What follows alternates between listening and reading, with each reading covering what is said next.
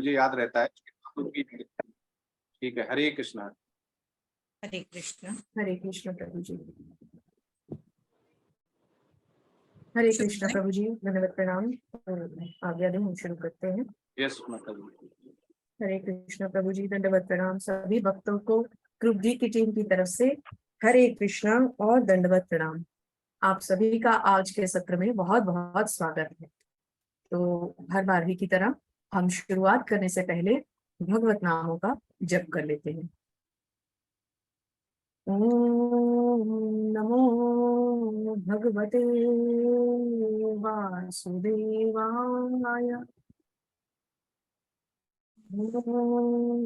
नमो भगवते वासुदेवाय।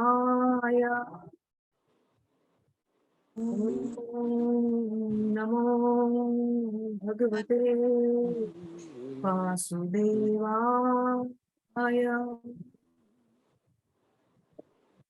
इसके साथ ही हम अपनी प्रेजेंटेशन शुरू करते हैं मंगलाचरण के साथ, जो हमारी ओर से हमारी सदस्य, विशेष सदस्य हर्षा माता जी करेंगे। हरे कृष्ण। हरे कृष्ण। ओम अज्ञानतिमिरान्धस्य ज्ञानाञ्जनशलाकया चक्षुरुन्मीलितं येन तस्मै श्रीगुरवे नमः। श्रीचैतन्यमनोभीष्टं स्थापितं येन भूतले स्वयं रूपकं मह्यं ददाति स्वपदान्तिकं। वन्देऽहं श्रीगुरु श्रीयुतपदकमलं श्रीगुरून् वैष्णवांश्च श्रीरूपसाग्रजातं सहगण रघुनाथान्वितं तं सजीवं साद्वैतं सावधूतं परिजनहितं कृष्ण चैतन्य देवं श्री राधा कृष्ण पादान् सहगण ललिता श्री विशाखान्वितांश्च। हे कृष्ण करुणा सिंधु दीनबंधु जगत्पते गोपेश गोपिका कांतं राधा कांत नमोस्तुते। तप्त कांचन गौरांगी राधे वृंदावनेश्वरी वृषभानुसुते देवी प्रणमामि हरिप्रिये। वाञ्छाकल्पतरुभ्यश्च कृपा सिन्धुभ्य एव च पतितानां पावनेभ्यो वैष्णवेभ्यो नमो नमः। जय श्री कृष्ण चैतन्य प्रभु नित्यानंद श्री अद्वैत गदाधर श्रीवासादि गौर भक्त वृंद। हरे कृष्ण कृष्ण कृष्ण हरे हरे हरे राम राम राम हरे हरे। नमो विष्णुपादाय कृष्ण पृष्ठाय भूतले श्रीमती भक्ति वेदांत स्वामिनीति नामिने। नमस्ते सारस्वती देवे गौरवाणी प्रचारिणी निर्विशेष शून्यवादी पाश्चात्य देश तारिणी। हरे कृष्णा कृष्ण कृष्ण हरे हरे हरे राम राम राम हरे हरे। हरे कृष्ण। वृन्दायै तुलसीदेव्याय प्रियायै केशवस्य च विष्णुभक्ति प्रददेवी सत्यवत्यै नमो नमः।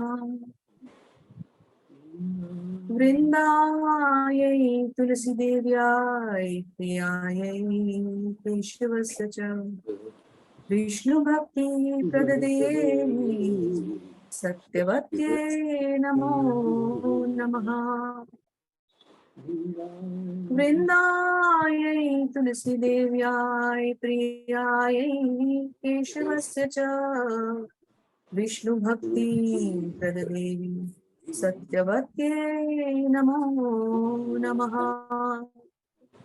वृंदादेवी तुलसी महारानी की जय। हरे कृष्ण। एक बार फिर से आप सबका बहुत बहुत स्वागत है और फिर से सभी वैष्णवों के चरणों में हम सबका दंडवत प्रणाम है। श्री श्री राधा गोविंद जी की जय। शुरू करने से पहले हर बार की तरह हम सभी मिलकर, पूरा ग्रुप डी मिलकर, हमारे प्रत्यय भावना, हमारे सदस्यों के शब्द, ये पूरी प्रेजेंटेशन, इस समय को, हर चीज को हम हमारे गुरुदेव श्रील प्रभुपाद को समर्पित करेंगे। प्रभुपाद की कृपा से हम सब इस्कॉन मैंगलुरु से जुड़े, इसलिए हमारा विशेष नमन परम पूजनीय जय पताका स्वामी महाराज को। उसके बाद इस्कॉन मैंगलुरु से जुड़े हुए हर सदस्य को हमारा कोटि कोटि प्रणाम और विशेषकर हिज ग्रेस नामानिष्ठा प्रभु जी को, जिनके कारण हम भगवत गीता जैसे महान ग्रंथ को पढ़ पा रहे हैं, इतने सुंदर पाठ्यक्रम से जुड़ पा रहे हैं। आप सभी सुंदर वैष्णवों के सामने हमारे कुछ विचार हैं। कृपया करके हमें आशीर्वाद दें कि हम आज के कार्यक्रम में भी सफल हो पाए। हरे कृष्णा। तो हर बार की तरह ही इस बार भी ग्रुप डी की टीम आपके लिए कुछ विशेष लेकर आई है। सभी वैष्णव तैयार हैं। बहुत सुंदर उत्सव जो आ रहा है, जी हाँ, नरसिंह चतुर्दशी का महा महोत्सव आ रहा है। इस उपलक्ष्य में हमारे टीम के सबसे सीनियर डिवोटी श्री वीरेंद्रनाथ उपाध्याय प्रभु जी ने हमें सुझाया कि इस बार का कार्यक्रम नरसिंह चतुर्दशी पर होना चाहिए। तो फिर देर किस बात की है, आइए चलिए हमारी सीनियर सदस्य अनुराधा माता जी के पास और देखते हैं कि इस महा महोत्सव के उपलक्ष्य में माता जी हमें उपहार स्वरूप क्या भेंट देने वाली हैं। स्वागत है माता जी। हरे कृष्णा। हरे कृष्णा माता जी, बहुत बहुत आपका धन्यवाद। भगवान श्री कृष्ण और चैतन्य महाप्रभु की कृपा से श्री राधा गोविंद मंदिर का भव्य शुभारंभ हो गया है। भक्तों की टोली मंदिर के प्रांगण की शोभा बढ़ा रही है। मंदिर में आरती की मधुर ध्वनि सुनाई दे रही है। नरसिंह चतुर्दशी का महापर्व भी आने वाला है, तो नरसिंह महाराज को याद करते हैं और उनको प्रणाम करते हैं। उग्रवीरम महाविष्णु ज्वलंतम सर्वतोमुखम नरसिंहमीशनं भद्रं मृत्युं नमाम्यहम्। भगवत गीता भगवान के अवतारों के विभिन्न रूपों का वर्णन करती है। भगवान श्री कृष्ण की असंख्य लीला अवतारों में भक्त वत्सल भगवान श्री नरसिंह सबसे अधिक विख्यात हैं। श्रीमद् भागवतम के 7वें स्कंद में इस लीला के विषय में बताया गया है। यह विशेष लीला जिसमें भगवान नरसिंह देव श्याम वर्ण भगवान श्री कृष्ण से अभिन्न हैं और भगवत गीता के उन शब्दों की पुष्टि करते हैं कि उनके शुद्ध भक्तों का कभी भी विनाश नहीं होता है। यह दिन भक्तों के लिए बहुत विशेष होता है। इस दिन भक्त उपवास करते हैं और पूजा अभिषेक तथा हरि नाम कीर्तन करते हैं। सतयुग में नरसिंह चतुर्दशी के दिन भगवान विष्णु अपने भक्त प्रहलाद की रक्षा के लिए अर्ध सिंह और अर्ध मनुष्य के रूप में अवतरित हुए थे। हम सब भगवान नरसिंह देव के क्रूर तथा बहादुर रूप के सामने नमन हैं। जो आग की तरह तेजोमय है, उनका चेहरा हर जगह सबसे शुभ और स्वयं मृत्यु का भी होता है। भगवान नरसिंह की कृपा प्राप्त कर भगवत गीता के 13वें अध्याय तथा 14वें अध्याय के बीच में क्या संबंध है, ये हम जानने का प्रयास करते हैं। श्री भगवान कृष्ण 13वें अध्याय के अंत में कहते हैं कि ज्ञान चक्षु के क्षेत्र और क्षेत्रज्ञ के भेद को देखने वाला भगवान की प्राप्ति करता है। वो परम ज्ञान क्या है, उसकी महिमा, उसकी प्राप्ति का जो सरल उपाय है, उसका वर्णन 14वें अध्याय में किया गया है। 13.22 में कहा गया है कि जीवात्मा भौतिक प्रकृति में गुणों की संगति के कारण जन्म मृत्यु के चक्र में पड़ा रहता है। पुरुष प्रकृतिस्थो ही भुक्ते प्रकृति जान गुणान कारणम गुण संगोष्य सद्य सद्योनि जन्मशु। प्रकृति के गुणों के बंधन से छूटने के लिए 14वें अध्याय का भगवान ने प्रारंभ किया है। भौतिक प्रकृति के गुण जो सतोगुण, रजोगुण तथा तमोगुण है, वो जीवात्मा को बांधने का कार्य करते हैं। इन गुणों को पार करके शुद्ध सतोगुणी हुआ जा उन आचरण कैसा होता है, ये इस अध्याय की विषय वस्तु है। शुद्ध भक्ति द्वारा गुणों को पार कर ब्रह्म के स्तर तक पहुंचा जा सकता है। माचयो व्याभिचारेण भक्ति योगेन सेवते सगुणान संतिक्त्या न ब्रह्म भूयाय कल्पते। अविचलित भाव से भक्ति कर प्रकृति के गुणों को लांघ कर कृष्ण को प्राप्त कर लेता है। वह कृष्ण जो निराकार ब्रह्म का आश्रय है। कृष्ण के अवतार श्री नरसिंह देव का प्राकट्य अपने अनन्य बाल भक्त प्रहलाद की उनके असुर पिता हिरण्यकश्यप से रक्षा करने के लिए हुआ था। प्रहलाद भगवान विष्णु के अनन्य भक्त थे, परंतु ईर्ष्या देश के कारण अत्यंत अहंकारी त्रिलोक विजय हिरण्यकश्यप ने प्रहलाद पर कई बार प्राणघातक वार किए और अनेक यातनाएं दी। तो विनोद प्रभु जी, क्या आप बताएंगे कि प्रहलाद महाराज को कितनी और किस तरह से यातनाएं दी गई अपने पिता के द्वारा? हरे कृष्णा प्रभु जी, हम आपसे जानना चाहते हैं। जी माता जी, मैं प्रयास करूंगा। आइए श्रीमद् भागवतम के 7वें स्कंद में इस लीला के विषय में जानकारी मिलती है। भक्त प्रहलाद को मदमस्त हाथियों के पैरों तले रोदने के लिए छोड़ा गया। विषैले सांपों से संक्रमित कोठरी में रखा गया, ऊंचे पर्वत से नीचे फेंका गया था। कई अन्य प्रकार से डराने और धमकाने का प्रयास किया गया, परंतु वो हर बार भगवान के नाम गाता हुआ सुरक्षित लौट आता था। हिरण्यकशिपु को ये बिल्कुल सहन नहीं हुआ। कई बार हत्या करने के प्रयास में विफल से गुस्सेले होकर हिरण्यकशिपु को लगा कि ये बालक भगवान विष्णु द्वारा संरक्षित है। पूछने पर कि क्या विष्णु हर स्थान पे उनकी रक्षा करते हैं, भगत प्रहलाद ने हाँ में उत्तर दिया। इस पर हिरण्यकशिपु और गुस्सेले हो गए और पूछा कि क्या विष्णु इस खंबे में भी है। प्रहलाद ने उत्तर दिया, जी हाँ, वो हर जगह मौजूद है। हिरण्यकशिपु ने अत्यंत क्रोधित होते हुए खंबे पर प्रचंड प्रहार किया। परिणाम स्वरूप तत्काल खंबा टूट गया और भगवान श्री नरसिंह देव का उग्र रूप प्रकट हुआ। अब आप सब मेरे साथ बोले, जय जय श्री नरसिंह देव जी की जय, जय जय भगत प्रहलाद की जय। बहुत बहुत धन्यवाद प्रभु जी। आपने और माता जी ने इस जीवनी का जो शुभारंभ किया है, इसको आगे आने वाले भक्त और अच्छी तरह और संपूर्ण करते चलेंगे। अब फिर से एक बार प्रश्नोत्तर की श्रृंखला में चलते हैं, जहां हमारा दूसरा प्रश्न है 14वें अध्याय के 3 श्लोक से, जहां एक बहुत बड़ा शब्द आया है, महतत्व। हमारी आपसे प्रार्थना है, कृपया करके सभी भक्तों को इस शब्द की व्याख्या करें। हरे कृष्ण। धन्यवाद, धन्यवाद माता जी, मुझे इसका महत्व समझाने के लिए। सर्वप्रथम मैं अपने जैसे नवदीक्षित भक्तों के लिए महातत्व शब्द को परिभाषित करता हूँ। महातत्व 2 शब्दों महत और तत्व से मिलकर बना है। महत शब्द का अर्थ है महान और तत्व का अर्थ है सार, तो महातत्व का अर्थ है महानता का सार। आम भाषा में हम इन्हें जीवन के आदर्श कहते हैं और ये नैतिक मूल्यों के मूर्त रूप देते हैं। तत्व एक संस्कृत शब्द है जिसका अर्थ है सिद्धांत या वास्तविकता। ये जड़ों से निकला है। तत्व जिसका अर्थ है वो, गुणवत्ता या ईश्वर तत्व, और उत्तम जिसका अर्थ है तू या व्यक्तिगत। इसे 2000 ईसा पूर्व के रूप में विकसित किया गया था और बाद में 700 ईसा पूर्व के दौरान वैदिक युग से संबंधित एक ऋषि कपिला द्वारा पुनः प्रस्तुत किया गया था। महातत्व संपूर्ण विश्व अभिव्यक्ति का कुल कारण है, और क्योंकि भौतिक कारण के कुल पदार्थ में प्रकृति के 3 गुण हैं, इसे कभी कभी ब्रह्मन कहा जाता है। परम व्यक्तित्व उस सामग्री पदार्थ को गर्भित करता है और इस प्रकार असंख्य ब्रह्मांड संभव हो जाते हैं।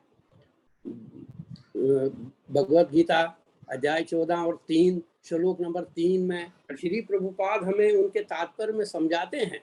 ये संसार की व्याख्या है, जो कुछ भी होता है वो क्षेत्र और क्षेत्रज्ञ शरीर और आत्मा के संयोजन के कारण होता है।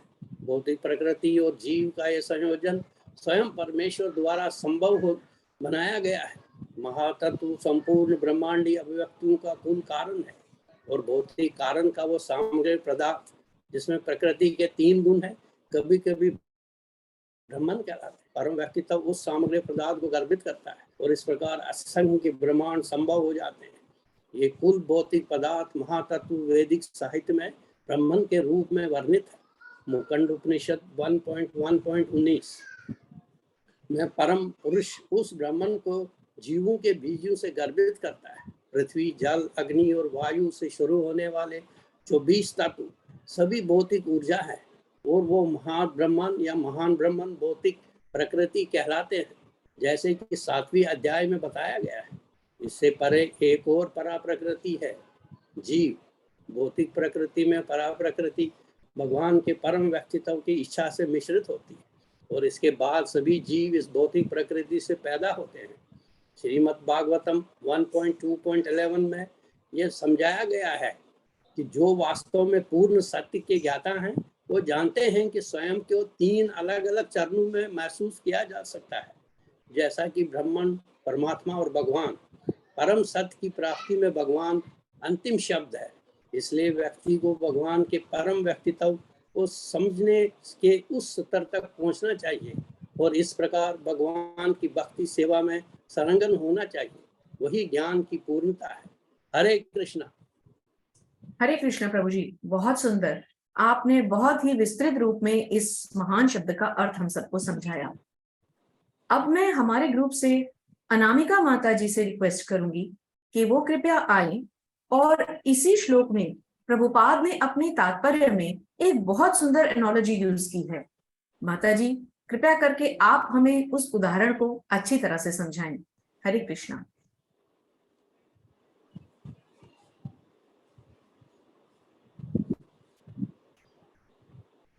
अनामिका माता जी कृपया माता जी, करके आप एनोलॉजी आवाज नहीं आ समझाएं। रही आपकी, आवाज नहीं आ रही। माता जी आपकी आवाज नहीं आ रही। बोल तो रही है लेकिन आवाज नहीं आ रही। हरे कृष्णा। हरे कृष्णा। अब आ रही है। Okay, I am so sorry. Anamika माता जी से अब मैं रिक्वेस्ट करूंगी कि प्रभुपाद के इस तात्पर्य में एक बहुत सुंदर एनोलॉजी यूज हुई है। अनामिका माता जी कृपया करके आप सभी भक्तों को इस उदाहरण को विस्तार पूर्वक समझाएं। हरे कृष्णा। माता जी आवाज नहीं आ रही। आ तो रही है। अभी आ रही है। हरे मुझे तो कृष्णा। अनामिका माता जी की आवाज नहीं आ रही। माता जी नहीं आ रही। हरे कृष्णा। अनामिका माता जी। हरे कृष्णा माता जी। हाँ, अभी आई। अब आई। अभी आई। आवाज आ रही है? अब आइए। हाँ, शुरू कीजिए माता जी, शुरू कीजिए। हाँ। हरे कृष्णा माता जी, हरे कृष्णा सभी को। जैसा कि प्रभु जी ने 40.3 को विस्तार से बता चुके, अब मैं छोटा सा उदाहरण से समझाने की कोशिश करती हूँ। चावल के ढेर में बिच्छू और उसके अंडे देने की सामान्यता के बारे में बताती हूँ। इसे संस्कृत में विक्षिक तांडुल नया कहा जाता है। तंदुल का अर्थ है चावल और विक्षिप का अर्थ है बिच्छू। बिच्छू चावल के ढेर से निकल रहा, इसलिए चावल बिच्छू पैदा कर रहा। यह तर्क गलत है। कभी कभी मूर्ख लोग यह मान लेते हैं कि बिच्छू चावल के ढेर से पैदा होते हैं, चावल ने बिच्छू पैदा किया। हालांकि वास्तविक तथ्य यह नहीं है। माँ बिच्छू चावल के भीतर अंडे देती है और चावल के उचित फर्मेंटेशन से अंडे कई बच्चे बिच्छू को जन्म देते हैं जो समय के साथ बाहर आ जाते हैं। इसका मतलब यह नहीं है कि चावल बिच्छू को जन्म देते हैं। इसी प्रकार भौतिक प्रकृति जीवों के जन्म के कारण नहीं होती है। बीज भगवान द्वारा प्रदत्त होते हैं और वे प्रकृति से उत्पन्न होते हैं। इस तरह प्रत्येक जीव और उसके पूर्व कर्मों के अनुसार भिन्न भिन्न शरीर प्राप्त होता है और यह सुख या दुख भोगता है। इस भौतिक जगत में जीवों के समस्त अभिव्यक्तियों के कारण भगवान श्री कृष्ण है। हरे कृष्ण। हरे कृष्ण माता जी, बहुत सुंदर। अब आप हमें फिर से एक बार नरसिंह चतुर्दशी के उपलक्ष्य में जो हम साथ साथ कार्यक्रम कर रहे हैं उसके चलते इस जीवनी को आगे बढ़ाएं और ये बताएं कि भगवान श्री नरसिंह देव जी ने हिरण्यकश्यपु का वध किस प्रकार किया। हरे कृष्णा। हरे कृष्णा। हिरण्यकश्यप को लगा कि अनप्रतिद्वंदियों जैसा नरसिंह देव को भी हरा देंगे और भयंकर रूप से उन पर टूट पड़ा। कुछ देर उसे लड़ने के बाद भगवान श्री नरसिंह ने उनको राजभवन के दरवाजों की चौखट पर अपनी गोद में लिटाया और अपनी तीखों नाखून से उस असुर का पेट चीर डाला। हिरण्यकश्यप की अतरिया एवं रक्त चारों ओर फैल गए और भगवान नरसिंह एक सिंह की भांति विजय गर्जना करने लगे। उसके मुखारबिंद से तेज निकल रहा था और क्रोध भयानक था। किसी में उनके सम्मुख आने का साहस नहीं था, परंतु कोमल बालक प्रहलाद प्रसन्नचित पुष्पमाला लेकर भगवान नरसिंह के निकट गए। भगवान नरसिंह का क्रोध शांत हुआ और उन्होंने अपने भक्त प्रहलाद को उठाकर अपनी गोद में बिठा लिया। जय नरसिंह देव की जय। जय प्रहलाद महाराज की जय। बहुत बहुत धन्यवाद अनामिका माता जी। आवाज ना आने की वजह से जो विलंब हुआ उसके लिए हम सब आपके लिए फिर से एक बार हम क्षमा मांगते हैं। अब आगे चलते हैं, इसे जीवनी को और आगे बढ़ाते हैं और सुमन माता जी से जानते हैं कि आखिर ऐसी क्या वजह थी कि भगवान श्री नरसिंह देव जी को इस प्रकार हिरण्यकश्यपु का वध करना पड़ा। सुमन माता जी, हरे कृष्णा। हरे कृष्णा माता जी, मैं बताने की कोशिश करती हूँ। ब्रह्मा जी के द्वारा दिए गए वरदान का सम्मान करते हुए भगवान नृसिंहदेव भगवान ने हिरण्यकशिपु को समाप्त कर दिया। हिरण्यकशिपु किसी मनुष्य अथवा पशु द्वारा नहीं मारा गया, परंतु स्वयं भगवान ने आधे नर एवं आधे सिंह के रूप में आकर उसे मारा। भगवान ने उसे धरती पर और न आकाश में परंतु अपनी जंघा पर लिटाकर मारा। वह ना तो घर के अंदर मरा और ना ही बाहर। उसे राजभवन की चौखट पर मारा गया। उस समय न दिन थी न रात थी। हिरण्यकश्यपु के प्राण त्यागने के समय संध्या की बेला थी वह ना तो किसी अस्त्र से मरा और ना ही किसी शस्त्र से। वह अंततः भगवान नरसिंह देव के वज्र समान आक्रोश से मारा गया।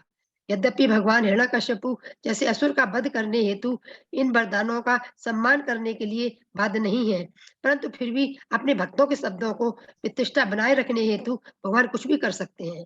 जय जय नरसिंह भगवान की जय। जय जय प्रहलाद महाराज की जय। जय। बहुत सुंदर माता जी, आपने अंतिम शब्द बहुत ही सुंदर कहे कि भगवान अपने भक्तों की रक्षा हेतु कुछ भी कर सकते हैं। अब फिर से हम प्रश्नावली पर चलते हैं, क्योंकि हम इस कार्यक्रम में आपको दोनों झलकियां दिखा रहे हैं। इस झांकी में आज आप भगवत गीता के क्वेश्चन आंसर्स का आनंद तो ले ही रहे हैं, साथ साथ आने वाली नरसिंह चतुर्दशी का महामहोत्सव भी मना रहे हैं। तो अब फिर से एक बार चलते हैं 14वें अध्याय पे और सुमन माता जी से ये जानते हैं कि मरणोपरांत गुणों में स्थित लोगों के गंतव्य क्या होते हैं। हरे कृष्ण माता जी। हरे कृष्णा माता जी। मनुष्य जीवन बहुत सौभाग्य से प्राप्त होता है। इस जीवन में मनुष्य शुभ कर्म के द्वारा आध्यात्मिक स्तर पर उठ सकता है और निम्न कर्म करके नीचे गिर भी सकता है। मृत्यु के समय जिस भाव या गुण से मनुष्य शरीर छोड़ता है, उसी के अनुसार उसे अगला जन्म प्राप्त होता है, जैसा कि भगवत गीता 14.15 में बताया गया है। रजसि प्रलभ्य गत्वा कर्म संगस्सु जायते तथा प्रीनस्तमसि मूढ़योनसि जायते। मृत्यु के बाद व्यक्ति यदि सतोगुण में मरता है तो उसे महर्षियों के उच्चतर लोक जैसे ब्रह्मलोक या जनलोक में जन्म मिलता है। यदि वो रजोगुण में मरता है तो उसे पृथ्वी पर सकाम कर्मियों के बीच जन्म लेना होता है। और यदि वो तमोगुण में मरता है तो उस व्यक्ति को पशु जैसी मूढ़ योनि को प्राप्त होता है। वहां से वह जीव विकास प्रक्रिया के द्वारा पुनः मनुष्य जीवन तक आना पड़ता है। यदि मनुष्य ने जीवन भर अच्छा आचरण अर्थात शुभ कर्म किए हैं तो मरणोपरांत वह जिस योनि को प्राप्त करता है उस योनि में अच्छा आचरण और शुभ कर्म करने वाला होता है। और इसके विपरीत यदि जीवन भर काम, क्रोध, लोभ और इंद्रिय लोक भोगों में लगा रहा हो तो अपने अगले योनि में आसुरी स्वभाव वाला होता है। जैसे कि भरत महाराज हिरण का ध्यान करते हुए अपना शरीर छोड़ा था तो अगले जन्म में उन्हें हिरण की योनि प्राप्त हुई, लेकिन क्योंकि उन्होंने मनुष्य जीवन में जीवन भर त्याग तपस्या के कारण पूर्व जन्म का उन्हें सब कुछ स्मरण रहा, जिससे हिरण की योनि में आसक्ति रहित होकर सूखे पत्ते खाते रहे और भगवान के चिंतन में लगे रहते थे, जिससे बाद में भगवत धाम को प्राप्त हुए। हरे कृष्णा माता जी। हरे कृष्णा माता जी, बहुत ही सुंदर। आपने इतने सुंदर उदाहरणों के साथ हमें बहुत अच्छी तरह समझाया कि किस गुण में स्थित होने से मनुष्य को क्या गंतव्य मिलता है। अब इसी श्रृंखला को आगे बढ़ाते हुए हम हर्षा माता जी से ये जानने का प्रयास करेंगे कि प्रकृति के भौतिक गुणों के पार हो चुके व्यक्तियों के लक्षण क्या होते हैं। हरे कृष्ण माता जी। हरे कृष्ण माता जी। हरे कृष्ण सभी को। जी माता जी, मैं आपके सवाल का जवाब देने की कोशिश करती हूँ। अर्जुन ने 3 अलग अलग प्रश्न पूछे और भगवान ने उन्हें एक के बाद एक उत्तर दिया। भगवत गीता के 14वें अध्याय के श्लोका नंबर 22 से 25 तक प्रकृति के भौतिक गुणों को पार कर चुके व्यक्ति के 3 लक्षणों की व्याख्या की गई है। भगवान श्री कृष्ण कहते हैं, वह जो प्रकाश, आसक्ति और ब्रह्म से नफरत नहीं करता जब वे मौजूद होते हैं और ना ही उनके गायब होने पर लालसा करते हैं, जो प्रकृति के गुणों की भौतिक प्रक्रियाओं से परे स्थित होकर एक उदासीन आसक्ति रहित की तरह बैठा है, जो यह जानकर दृढ़ रहता है कि केवल गुण ही सक्रिय है, जो समदृष्टा अर्थात सुख और दुख को समान दृष्टि से देखता है और ढेले, पत्थर और सोने के टुकड़े को समान दृष्टि से देखता है, जो बुद्धिमान है और प्रशंसा और दोष को सम्मान मानता है, जो मान और अपमान में अवचलित होता है, जो मित्र और शत्रु को के साथ सम्मान व्यवहार करता है, जिसने सभी सकाम उपकर्मों को त्याग दिया है, ऐसा व्यक्ति प्रकृति के गुणों को पार कर गया कहा जाता है। हरे कृष्ण माता जी। हरे कृष्ण माता जी, बहुत ही सुंदर ढंग से आपने हमें इन लक्षणों के बारे में बताया। तो फिर से चलते हैं श्री राधा गोविंद जी के मंदिर, जहां पर नरसिंह चतुर्दशी के महोत्सव की तैयारी हो रही है, और हर्षा माता जी से ये जानते हैं, जो बहुत लोग जिज्ञासा भी करते हैं, कि क्या भगवान श्री नरसिंह देव जी और भगवान श्री कृष्ण में कोई अंतर है, क्या वो भिन्न है। हरे कृष्ण माता जी। हरे कृष्ण। आइए अब हम भगवान नरसिंह देव जी के बारे में मिल रही जानकारी को आगे बढ़ाते हैं। आश्चर्यजनक ढंग से भगवान नरसिंह सर्वप्रिय अवतारों में से एक है। यह विशेष लीला भगवान श्री भक्त वत्सलता को दर्शाता है। भगवान नरसिंहदेव श्याम वर्ण भगवान श्री कृष्ण से ही अभिन्न है और उनके भगवत गीता में कहे गए इन शब्दों की पुष्टि करते हैं कि उनके शुद्ध भक्तों का कभी नाश नहीं होता।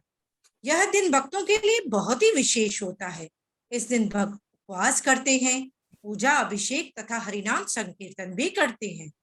बोलो श्री नरसिंहदेव भगवान की जय। श्री प्रहलाद महाराज की जय। बहुत सुंदर माता जी। और हम सब तैयार हैं आने वाली नरसिंह चतुर्दशी पे उपवास, पूजा, अभिषेक और हरिनाम संकीर्तन के लिए। अब एक और बहुत विशेष बात जानते हैं अनीशा माता जी से कि संकीर्तन में हमने हमेशा नरसिंह आरती का गायन भी देखा है और किया भी है। तो माता जी से समझते हैं कि इस आरती में क्या विशेष है। अनीशा माता जी, हरे कृष्णा। हरे कृष्णा। दंडवत प्रणाम सभी को। नरसिंह भगवान जी की आरती की अंतिम 3 पंक्तियां गीत गोविंद के श्री दशा अवतार स्त्रोत से उद्धृत की गई हैं। इसकी रचना भगवान के महान भक्त श्रील जयदेव गोस्वामी जी द्वारा की गई है।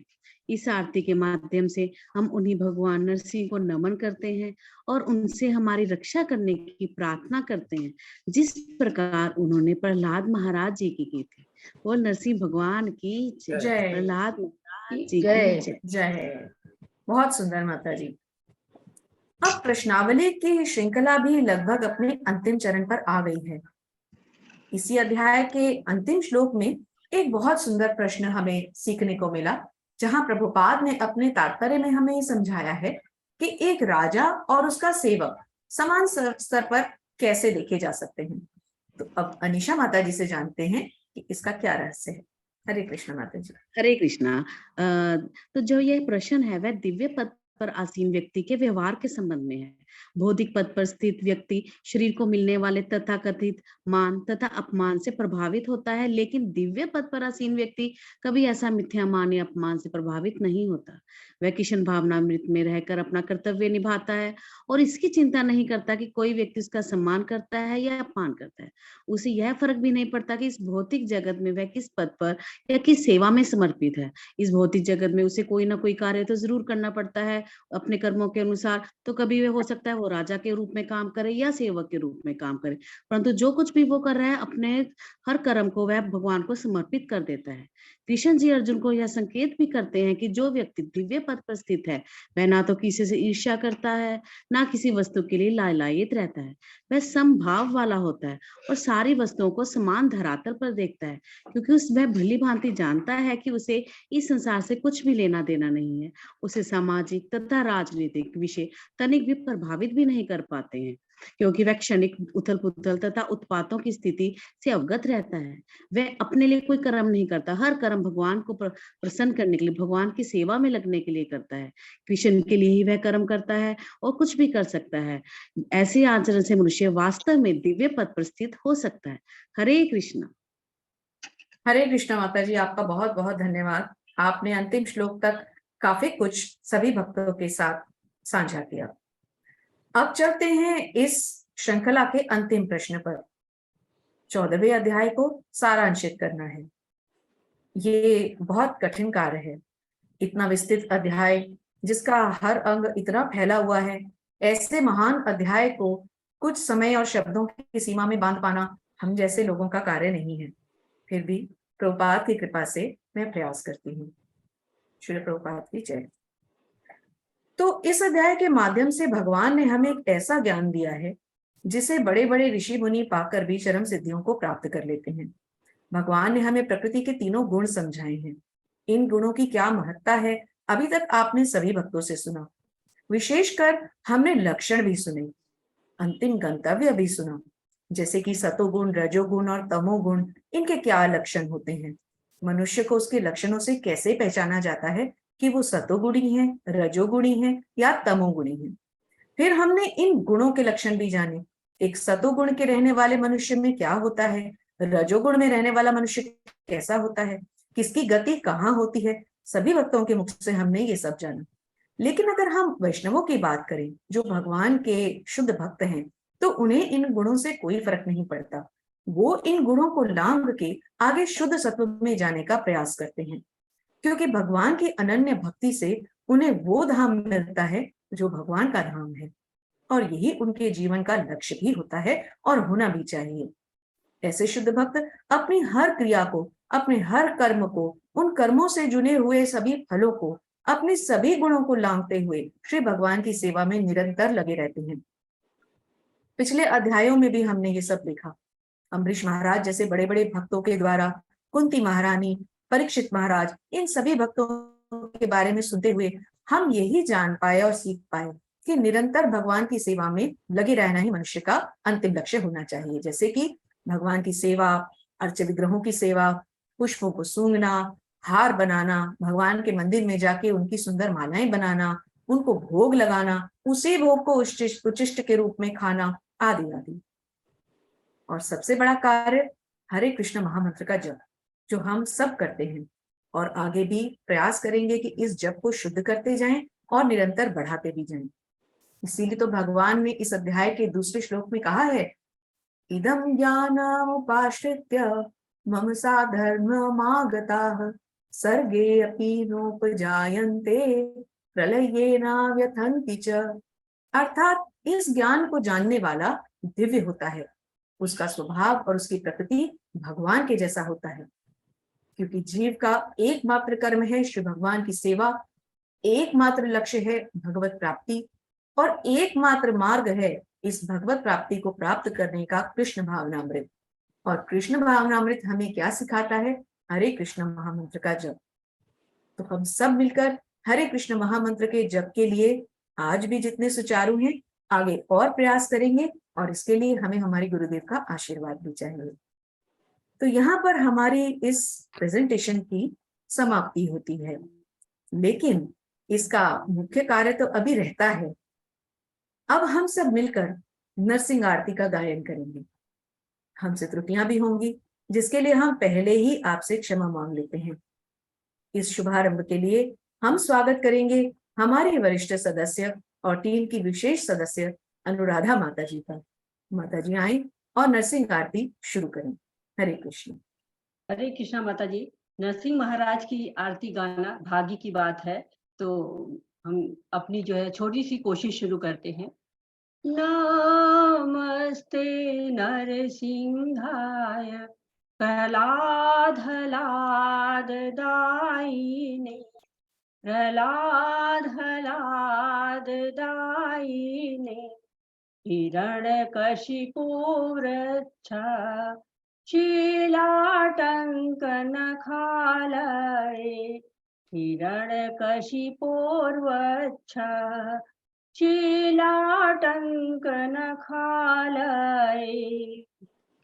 इतो नरसिंहा परतो नरसिंहा, इतो नरसिंहा परतो नरसिंहा, यतो यतो यामि ततो नरसिंहा, यतो यतो यामि ततो नरसिंहा, महे नरसिंहा हृदये नरसिंहा, महे नरसिंहा हृदये नरसिंहा, नरसिंहमदिं शरणं प्रपदे, नरसिंहमदिं शरणं प्रपदे।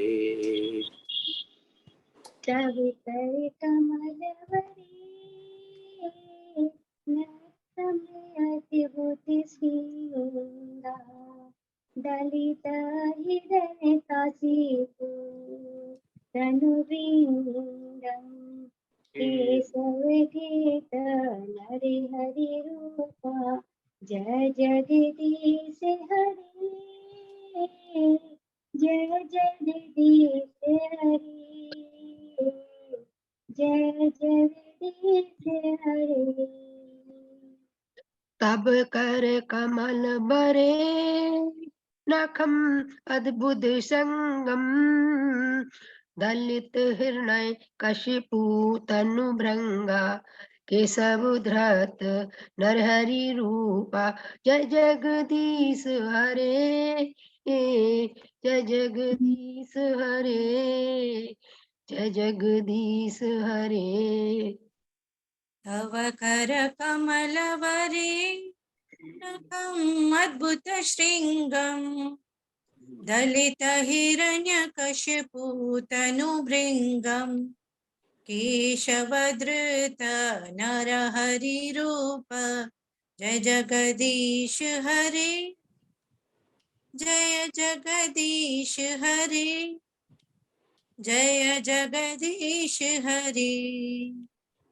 जय नरसिंह देव, नरसिंह देव, नरसिंह देव, जय नरसिंह देव, जय प्रहलाद महाराज, प्रहलाद महाराज, प्रहलाद महाराज, जय भक्त प्रहलाद। जय जय प्रभुपाद, प्रभुपाद, प्रभुपाद, जय जय प्रभुपाद, जय जय प्रभुपाद, प्रभुपाद, प्रभुपाद, जय जय प्रभुपाद। नित्य गौरा हरि बोल, हरि बोल, हरि बोल, नित्य गौरा हरि बोल, नित्य गौरा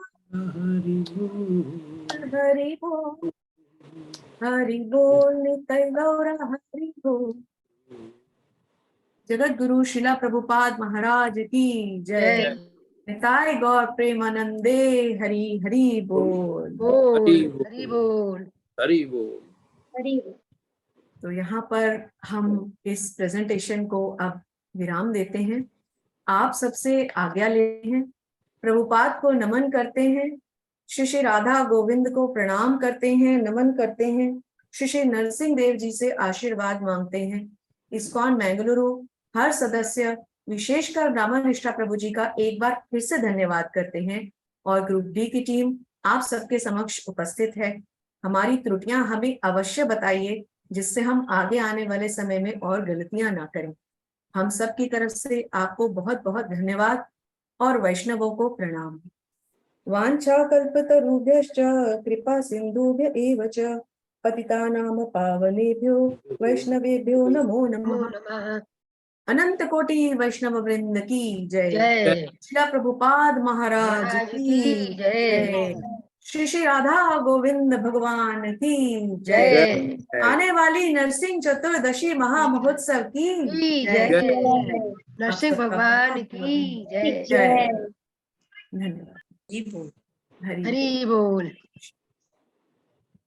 बहुत सुंदर माता जी, आपका ग्रुप डी, रूमा माता जी एंड टीम बहुत अच्छा एक यूनिकनेस और इनोवेटिव प्रेजेंटेशन बनाती। टाइम भी जाता है इसमें, तो यही भक्ति है कि श्री प्रभुपाद बोलते भी हैं कि जब भी भगवान ने जो भी हमें एकता वैराग्य जिसे बोलते हैं कि जो भी हमें दिया हुआ है, अगर हम भगवान के लिए यूज करते हैं, जैसे वो सबसे अच्छा एग्जाम्पल देते हैं कि अगर हमें किसी का वॉलेट पड़ा हुआ मिले रोड पे तो क्या करेंगे, तो प्रभुपाद बोलते हैं, उनके शिष्यों ने पूछा तो प्रभुपाद बोलते हैं उसका क्या करेंगे। अगर हमें सोना पड़ा मिले, कोई गाड़ी दे, बंगला दे, हमें ले लेना चाहिए, उसको हमें भगवान की भक्ति के लिए यूज करना चाहिए। तो भगवान ने हमें सुंदर मन, सुंदर तन, हमें बाड़ी, अगर किसी भी रूप में कुछ भी दिया है वो भगवान कृष्णा के लिए ही करें। अगर हम यूज नहीं करते हैं, उसको मेटेरियलिस्टिक के लिए यूज करते हैं, तो प्रभुपाद बोलते हैं कि वो भगवान हमसे छीन लेगा और हम जन्म मृत्यु जरा व्याध में ही रहेंगे, क्योंकि भगवान हमें चोर समझेगा। हमें चोरी नहीं करनी है, भगवान ने जो हमें दिया है उसको हमें यथारूप बिल्कुल सच्चाई से वापस कर देनी है। भगवान आपने हमें रूप दिया, गुण दिया, वाणी दी है, हमें पैसा दिया, तो हम आपके लिए, आपकी सेवा के लिए हम चैरिटी जिसे बोलते हैं, तपस्या बोलते हैं, वो सारा करेंगे। जो ऐसा करते हैं तो श्री प्रभुपाद बोलते हैं कि वो ही उत्तम भक्ति है, जिसको बोलते हैं हम भक्ति में साधना भक्ति से होते हुए हम कहाँ जाते हैं, भाव भक्ति, और भाव भक्ति से प्रेमा भक्ति। तो ये जो प्रेजेंटेशन आप बना रहे हैं माता जी एंड टीम, तो ये आप साधना भक्ति से ऊपर उठ के इसमें भाव भक्ति आती है। जब भाव अच्छा होता है तभी हम उसको अच्छा बना पाते हैं। साधना भक्ति हमें इंद्रियां, सेंसेस, माइंड कंट्रोल बताता है, तो ये तो माइंड कंट्रोल प्रैक्टिस है। लेकिन जब हम किसी रूप में भगवान के लिए, क्योंकि ये जो सेवा है प्रेजेंटेशन, ये कोई हाई स्कूल इंटर की सेवा नहीं है कि ये इसमें कहीं मार्क्स मिलने वाले हैं या कहीं हमें मिल रहा है, ये सीधे ही आध्यात्म के लिए है। तो इस प्रेजेंटेशन में जब प्रेजेंटेशन हो रही थी तो मेरे दिमाग में 3 क्वेश्चंस आए हैं कि आपने प्रेजेंटेशन तो बहुत अच्छी बनाई है, टाइम दिया है, तो 3 क्वेश्चन आए, तो उससे हम ये देखते हैं कि आपकी भगवान को समझने की गहराई कितनी है। एक होती है प्रेजेंटेशन, हमें सामने हमारे गीता है, हमारे सामने भक्त हैं, हमने मिलके भक्ति वृक्षा में बनाया। प्रभुपाद बोलते हैं कि जैसे गुण क्या होते हैं, गुण 3 चीजों से मिलके हम गुण बोल देते हैं। वो कौन से होते हैं? सतो, रजो और तमो। लेकिन एक शब्द होता है गुणामयी, ठीक है। प्रभुपाद बोलते हैं गुणामयी क्या है, गुण क्या है। दूसरा क्वेश्चन मेरे इसी में आया था कि समस्त ज्ञानों में सर्वश्रेष्ठ परम ज्ञान क्या है, इसमें जो आपकी प्रेजेंटेशन में आया। तो पहला क्वेश्चन हो गया कि गुना क्या है और गुणामयी क्या है, क्या दोनों एक ही हैं? ठीक है। दूसरा क्वेश्चन हो गया, एक 1 by 1 बताना आप, और समस्त ज्ञानों में सर्वश्रेष्ठ परम ज्ञान क्या है, समस्त ज्ञानों में क्या है।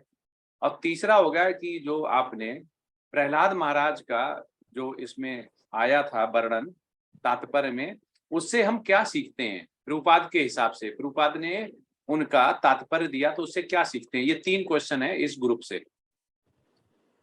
जी प्रभु तो जी, 1 by हम 1 एक दे एक सकते करके, हैं। पहला, बिल्कुल प्रभु जी, हम एक एक करके प्रयास करते हैं। मैं शुरुआत करती हूँ और टीम के सभी सदस्य कृपया करके एक एक करके आगे आते जाएं। तो प्रभु जी, दूसरा प्रश्न पहले लेती हूँ, जिसमें आपने पूछा, एक्चुअली उल्टा भी शुरू कर सकते हैं, प्रहलाद महाराज से पहले शुरू करते हैं क्योंकि हम नरसिंह भगवान जी का ही नमन कर रहे थे। तो प्रहलाद महाराज जी की जीवनी से हमें यही समझने को मिला है, जो कि हम समझते पढ़ते आ रहे हैं, कि भगवान अपने भक्तों की रक्षा करते हैं। और भगवत गीता के माध्यम से भी हमने ये जाना था, जब शुरू से हमने अध्याय पढ़ने शुरू किए थे, कि भगवान के आने का कारण ही ये था कि वो अपने भक्तों की रक्षा के लिए, उनके उद्धार के लिए आते हैं, दुष्टों के विनाश के लिए आते हैं और धर्म की पुनः स्थापना के लिए आते हैं। लेकिन इन तीनों में अगर उनका सबसे इम्पोर्टेंट कारण सोचा जाए, जो कि हम अपने आचार्यों से लेक्चर्स के द्वारा सुनते भी आ रहे हैं, तो वो है भक्तों की रक्षा, उनका उद्धार, उनको आनंद देना, उनको अपनी लीलाएं दिखाना। इसका एक बहुत सुंदर एग्जाम्पल मैंने लेक्चर में, किसी लेक्चर में सुना भी था, कि जब भगवान अपने माता पिता का उद्धार करने आए, जो कि उनके अनन्य भक्त थे, देवकी माँ और उनके पिता श्री वसुदेव जी का, तो भगवान दरअसल कंस को मारने नहीं, अपने भक्तों का उद्धार करने आए। कंस तो साथ में अपने आप ही स्वतः ही उनका वध होना ही था, तो हो ही गया। उनके वध के लिए भगवान को अवतरित होने की कोई, इसी तरह अगर हम भगवान के अन्य रूपों में भी देखें, तो जैसे नरसिंह भगवान जी हैं, तो उनको विशेषकर हिरण्यकश्यपों को मारने के लिए आने की आवश्यकता नहीं थी। लेकिन वो जो छोटा बच्चा प्रहलाद शुरू से उन पर इतनी एकनिष्ठ भक्ति रखता था, वो उसके उद्धार के लिए, उसे अपना रूप दिखाने, उसे अपना प्रेम देने के लिए आए। इसी तरह से उनके अन्य रूपों में, जैसे हमने भगवान श्री राम का भी चरित्र देखा, तो वहां भी वे अपने भक्तों के लिए, श्री हनुमान से उनका मिलना उनका सबसे बड़ा चरित्र में आता है। तो प्रभु जी, ये जहां तक मुझे ठीक लगा। एक बार इसी प्रश्न पे और सभी लोग अगर कुछ ऐड करें तो कृपया करके सामने आए और प्रभु जी के प्रश्नों का उत्तर दें, फिर हम नेक्स्ट क्वेश्चन पे चलेंगे। आप में से अगर कोई कुछ ऐड करना चाहें। हरे कृष्णा प्रभु जी, माता जी, मैं दूसरे प्रश्न का आंसर देती हूँ कि गुणमयी के लिए जो कहा गया है, तो 7.14 में यूज किया गया है, भगवान के द्वारा आया है शब्द गुणमयी, देवी ही ऐसा गुणमयी मम माया दुरासेया। तो भौतिक प्रकृति के जो 3 गुण हैं, उनसे युक्त या कहिए पूर्ण जो है वो गुणमयी कहा गया है। जो भौतिक प्रकृति 3 गुणों से बनी है, सतो, रजो और तमो, इसलिए उसको गुणमयी कहा गया है। गुणमयी का मतलब है कि गुण का अर्थ है रस्सी भी है। तो इसी तरह से जो ये 3 गुण हैं, सतो, तमो और रजो, इनको जो है वो मिला के जो होता है वो बद्धता आती है। जब हम माया में पड़ते हैं तो बद्ध हो जाते हैं, ये तीनों गुण हमें बांधते हैं। लेकिन जब हम तीनों गुणों को पार कर लेते हैं तो हम गुणातीत हो सकते हैं, या निर्गुण जो कहा जाता है, विदाउट गुण, वो हो सकते हैं। हरे कृष्ण।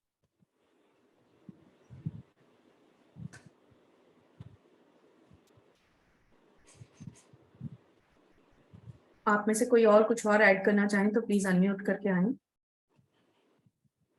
हर्षा माता जी, विनोद प्रभु जी, सुमन माता जी।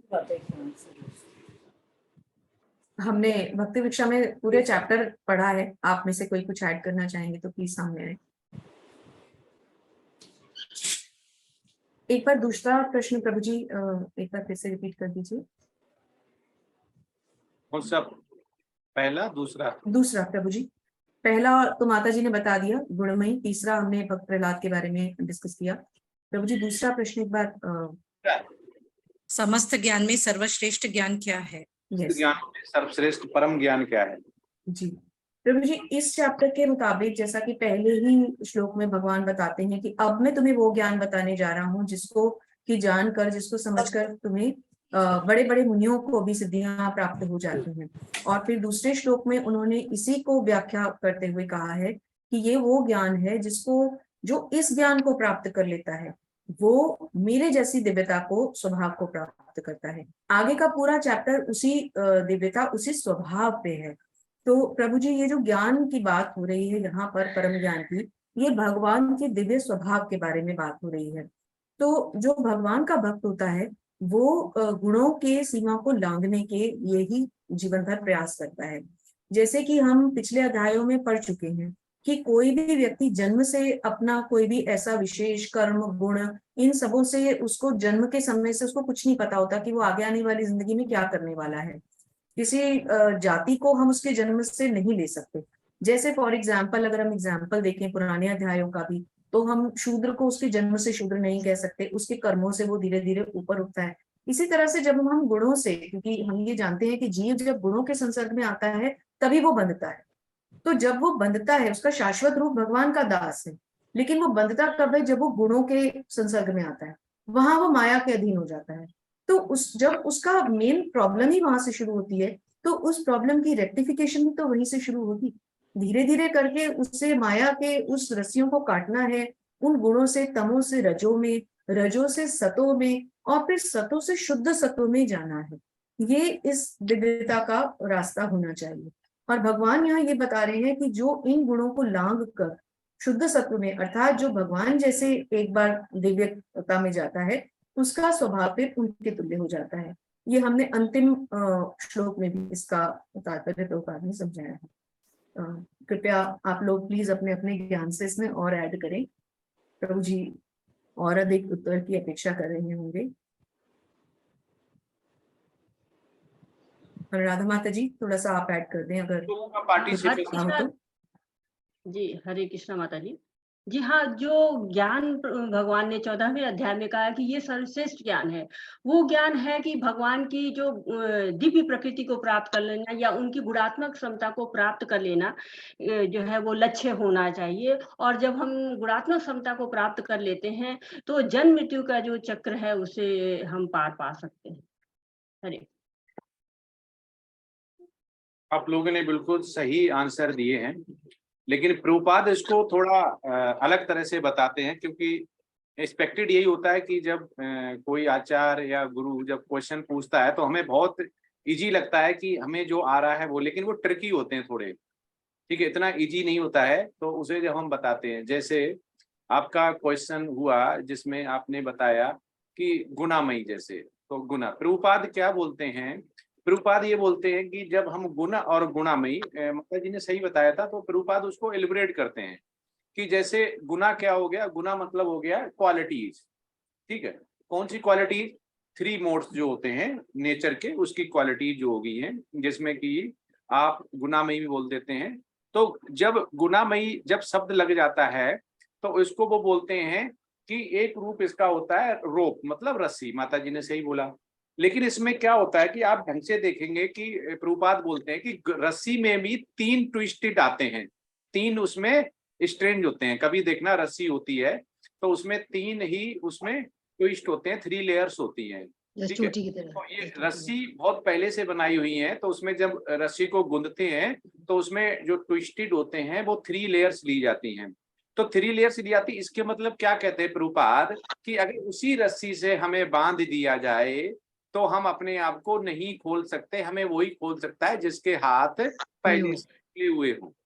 तो देवी है ऐसा गुणमयी मम माया दर्शिता, जो उसको में बोला गया 7.14 में। तो ये बाउंड हो जाते हैं। प्रभुपाद बोलते हैं कि ये जो ट्विस्टेड होता है लाइक रोप, तो हमें बड़े सिंपल ही उसमें समझना चाहिए कि जो 3 गुण हैं वो इतने इजी नहीं है उनको लांघना, वो हमारे रस्सी जैसे हैं। तो रस्सी को या तो हम उधेड़ दें, मतलब 3 जो लेयर्स हैं उनको वन बाय वन उधेड़ते जिसमें रजो निकल गया, तमो निकल गया। तो जब एक स्ट्रिंग बचेगी तो उससे हम तोड़ भी सकते हैं, ठीक है। तो एक चाहे रजोगुण की लगे, चाहे तमोगुण की लगे, चाहे सतोगुण की लगे, तो गुनामयी जब ने जो होता है 3 मोड्स के होते हैं, उनको ही प्रभुपाद जब गुना होता है तो सिंपल बताते हैं कि जब उसमें रस्सी जैसा बाउंडेशन इन्वॉल्व नहीं होता है, हम बद्ध जीव बन जाते हैं, उनके संसर्ग में आते हैं, उनकी क्वालिटीज की महत्व को समझ के हम उनका यूज करते हैं, हम भोगते हैं, तो उसको गुना बोलते हैं। लेकिन जैसे ही गुनामयी लगा देते हैं तो वो माया हो जाता है। और माया क्या होता है? प्रभुपाद कहते हैं जस्ट लाइक गोल्डन, मतलब ज्वेलरी। और गोल्डन मीन्स क्या होता है? Which is made from gold. तो कहते हैं कि जैसे ही हमने गुनामयी लगा दिया तो इसमें आ गया, पहले गुण आ गया, गुण में माया नहीं है, लेकिन जैसे ही गुनामयी लगाया तो प्रभुपाद कहते हैं इसमें माया आ गया। और माया मीन्स क्या होता है? आज हमारे भौतिक के लिए हमारा होता है गोल्डन, ठीक है, ज्वेलरी। और ज्वेलरी क्या होती है? किससे बनी होती है? सोने से, ठीक है, बहुत चमकीली होती है, सब लोग खरीदना चाहते हैं, शादी ब्याह घर में रखना, उसको लॉकर में रखते जाके हैं। अब तो पहनते भी नहीं है, वो वाली नकली वाली पहनते कि कोई चुरा ना ले जाए। तो ऐसे ही प्रभुपाद बोलते हैं कि ये भी माया भी ऐसी है, हम उसे इतना दबा के रखते हैं कि कोई चुरा ना ले जाए। मतलब हम ना जप करेंगे ना भगवान की सेवा करेंगे कि ये हमारा सोना ना चला जाए, ये तीनों गुण ना चले जाए, इन्हीं गुणों में तो हम बने हुए। तो प्रभुपाद इसको बोलते हैं कि ये भी माया भी सोने जैसी है, ज्वेलरी जैसी। जैसे ज्वेलरी को हम संभाल के रखते हैं, वैसे ही माया को भी हम संभाल के रखते हैं। लेकिन माया को कौन भगा सकता है? माया को भगा सकता है श्रवणम और कीर्तनम, ठीक है। और कौन भगा सकता है? कृष्ण भावना भावित। तो हम उस माया को जाने नहीं देते, क्योंकि जैसे ही हम भक्ति करेंगे तो हमें साधु संगा करेंगे तो हमें साधु जैसा आ जाएगा, परिवर्तन आ जाएगा। और साधु क्या होता है? महात्मा क्या होता है? जिसको नुकसान होने पे कभी भी दुख नहीं होता है, बहुत पैसा आने पे हर्ष नहीं होता है। वो पत्थर, कंकड़, सोना, चांदी, बेटा, बेटी, बहू सबको एक समान ही तौलता है, मानता है, उसको अटैचमेंट नहीं, अफेक्शन होता है। तो प्रभुपाद बोलते हैं कि गुनामयी जहां पे लग जाता है, गुना केवल होता है, वो होता है क्वालिटीज ऑफ मोड्स, लेकिन जैसे ही गुनामयी लग जाती वहां पे माया आ जाता है। माया मतलब होता है गोल्डन, गोल्डन बना होता है, ज्वेलरी बनी होती गोल्ड से, तो हम उसको, और जैसे ही गुनामयी आ जाती, दूसरा बोलते हैं वो 3 लेयर की बनी हुई रस्सी होती है, और वैसे ही 3 गुण होते हैं, उसमें हम बंधे हुए होते हैं, रस्सी हमें बांध लेती है। अगर हम रस्सी की लेयर्स कम करते जाएं तो वो ढीली पड़ती जाएगी, हम उससे छुटा सकते हैं। तो हमें पहले रजोगुण, तमोगुण, सतोगुण तीनों ही हटा देंगे, हम फ्री हो जाएंगे। किसके लिए? शुद्ध सतोगुण के लिए। तो ये बोलते हैं। तो पहला आप लोगों ने बताया, उसमें एड ऑन ये था प्रभुपाद के साथ, क्योंकि हम लेवल 4 कर रहे हैं, हमारा लेवल 1, 2, 3 से हमें थोड़ा अलग हटके ही बताना चाहिए, हमें अलग आना चाहिए। जहाँ पे हमारा तात्पर्य लिखा हुआ है उससे प्रभुपाद का वीडियो सुन के, प्रभुपाद का ऑडियो सुन के, प्रभुपाद का तात्पर्य पढ़ के हमें देना। अब दूसरा आता है कि प्रहलाद महाराज से हम क्या सीखते हैं। आपने बिल्कुल सही बताया, तो जो अनुसरण वाला तो बताया, तो प्रभुपाद इसका वर्णन करते हैं कि प्रहलाद महाराज से हमें सीख ये मिलती है, हमें मिलता है ट्रस्ट, डिसिप्लिन। हम क्या होते हैं, आपने जो क्वेश्चन बोला कि उनको भक्ति वो है, प्रभुपाद बोलते हैं ठीक है, वो एक प्रोसेस का पार्ट है, लेकिन हम क्या होते हैं, हम प्रहलाद महाराज जैसा हम कभी भी ट्रस्ट नहीं कर पाते हैं भगवान पे। प्रहलाद महाराज बहुत उम्र में छोटे थे, लेकिन तब भी उनको ये नहीं पता था कि मुझे आग से जलाया जाएगा, सांप से काटा जाएगा। ये कहता मेरा मृत्यु होगी नहीं। हमें मृत्यु से कितना डर लगता है। प्रभुपाद कहते हैं प्रहलाद महाराज से सीखिए, जिनको ये भी नहीं पता था भगवान बचाने आएंगे, उनको नहीं था, उनको था ट्रस्ट भगवान पे। उनको ये नहीं पता था, उन्हें पता था कि अगर मेरी मृत्यु होती है तो भी हम भगवत धाम जाएंगे। उन्हें ये था कि मृत्यु आएगी, भगवत धाम जाएंगे। उन्हें ये नहीं पता था मृत्यु नहीं आएगी भगवान। हमें क्या होता है, हम थोड़े भी बीमार हो जाएं तो हमें मृत्यु से बहुत डर लगता है। हमें डर इसीलिए लगता है, प्रभुपाद बोलते हैं, क्योंकि हम जैसे ही किसी के घर पे जाते हैं, उस घर पे हमारा संबंध अच्छा नहीं है तो हमें डर सा लगता है कि कैसा हमारा कैसा हॉस्पिटलिटी होगी, हमारी कैसे ही आव भगत होगी, मतलब कैसे हमें वहां पे हमें रिस्पेक्ट मिलेगी। तो ऐसे ही वो कहते हैं कि राधा रानी श्री कृष्ण ने इतना ज्यादा आप भक्ति करिए कि उनके यहाँ जाने में आपको डर नहीं लगे। तो प्रहलाद महाराज से हम सीखते हैं ट्रस्ट। उनको इतना ट्रस्ट था भगवान को कि हम जो कर रहे हैं हमारा उद्धार ही होगा। हमें थोड़ी बीमारी हो जाती है तो हम लेटने लगते हैं, आराम करने लगते हैं, लेथार्जिक हो जाते हैं, भगवान की भक्ति भी छोड़ देते हैं कि अरे भगवान की तो हम भक्ति कर रहे थे तब भी हमारे साथ ऐसा हो गया। नहीं, भगवान कहता है कि हम वैसे ही आपके पाप काट देते हैं। आपके पास जो पहले से है बीजम कूटम जो बोलते हैं कि उसमें आपके अगर अंकुरित हो चुके हैं तो उनको भी जला देते हैं, जो बड़े हो चुके हैं उनको भी, और जो अंकुरित नहीं हुए उनको भी। ठीक है, अब प्रारब्ध अप्रारब्ध, तो हमें प्रहलाद महाराज से ये सीख मिलती है। अब आता है कि जो क्वेश्चन था कि सबसे परम ज्ञान क्या है, तो परम ज्ञान प्रभुपाद के हिसाब से वो बोलते हैं, आपने भी आंसर दिया, प्रभुपाद बोलते हैं कि परम ज्ञान जो श्लोक 1 और श्लोक 4 से आता है, जिसमें कहता है समस्त सर्वश्रेष्ठ ज्ञानों में परम ज्ञान क्या है? पहला ज्ञान है जो भौतिक प्रकृति को समझ जाता है, जिसके अंदर क्या आता है? रजो तमो सतो गुण। दूसरा जिसमें श्री भगवान उवाचा जो पहला आता है उसमें श्री भगवान क्या बोलते हैं कि परम बोया प्रवेश्याम ज्ञानानाम ज्ञानमुत्तम, और आगे है यज्ञत्वाह पुनः सर्वे परासिद्ध मतो गताः। तो वो कहते हैं कि परम जो ज्ञान है वो कहाँ से आता है? परम ज्ञान जब आता है जब हम भौतिक प्रकृति के जो 3 गुण हैं उनको समझ जाते हैं कि यही सब कुछ है जो हमें बांधे हुए हैं, जो भगवान की भक्ति की तरफ नहीं ले जा रहे हैं, इसका हम भोग करते हुए, संसर्ग करते हुए यहाँ पे तृष्णा में फंसे हुए हैं। और दूसरा परम ज्ञान जो हमें समझ में आता है भगवान का, वो कहते हैं कि सर्व योनिस कौन्ते है मूर्त्या समन्विता नमः यह, और बोलते हैं तासाम ब्रह्म बदेनरहम बीज प्रदा पिता। तो वो कहते हैं कि मैं ही क्या हूँ, कि मैं ही परम पिता हूँ, क्या? बीज प्रदाता पिता हूँ। और जन्म किसके, जितना भी जो जन्म होता है पूरे यूनिवर्स में वो किसके द्वारा होता है? बीज प्रदाता द्वारा। और जन्म द्वारा ही संभव है, बगैर जन्म के कोई नहीं आ सकता है। भगवान ही केवल बगैर जन्म के आ सकते हैं। जो मूर्ख है उनको समझते हैं कि ये जन्मे हैं, इनकी जन्म हुआ तो उनकी मृत्यु भी होगी, वो लीला होती है। तो जो शाश्वत जीव है वो क्या होता है? प्रकृति के संसर्ग में आ जाता है, तभी वो इन गुणों से बंध जाता है। लेकिन जिनका जन्म नहीं हुआ वो इससे नहीं बंधता। वो कौन है? भगवान। और जिसका जन्म हुआ वो तीनों ही इस 3 गुणों से बंध जाएंगे। ये प्रभुपाद यहाँ पे समझाते हैं। तो हमें ये 3 तरह के ये इससे बहुत अच्छे ही प्रभुपाद इसका सार बताते हैं, क्वेश्चन बताते हैं, जिसका आंसर इस प्रकार है। हरे कृष्णा। किसी का कोई क्वेश्चन है तो आप पूछ सकते हैं।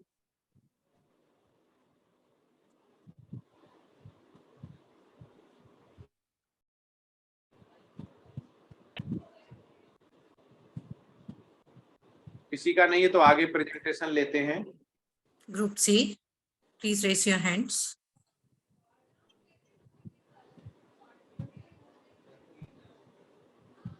हरे कृष्णा माता जी, गणवन प्रणाम सभी भक्तों को। प्रभु जी गणवन प्रणाम। माता जी, सौम्या माता जी। आपकी आवाज तो हम पिछली बार भी पूछ रहे थे, कम से कम अरे 15। प्रभु जी, हाँ हमारा ऑडिट चल रहा है, अभी अप्रैल महीना है तो बहुत लेट हो जाता है, इसीलिए नहीं आ पाई। मैं माफी चाहती हूँ। मुझे ही आप बना दीजिए सर माता जी, प्रभु जी आप मुझे होस्ट बना दीजिए। सौम्या माता जी की तबीयत ठीक नहीं है, मैं ही शेयर कर दूँ। बना दिया माता जी। हाँ जी ठीक।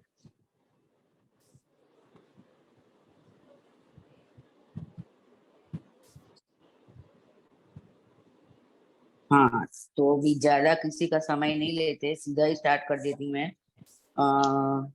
हमारा तो वैसे सुनीता माता जी आप शुरू करें सबसे पहले।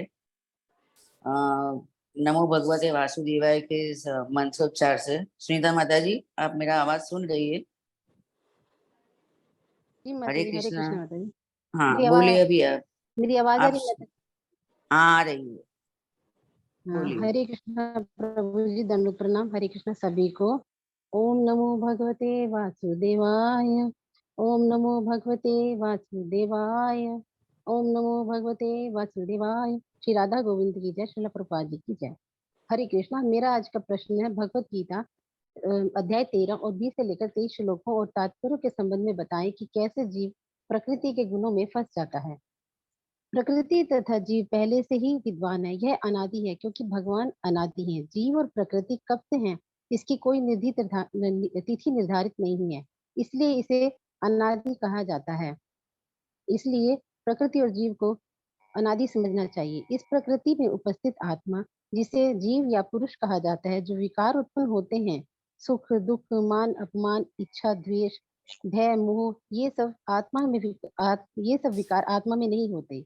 ये सारे विकार इस प्रकृति में घटित होते हैं, इस शरीर में घटित होते हैं।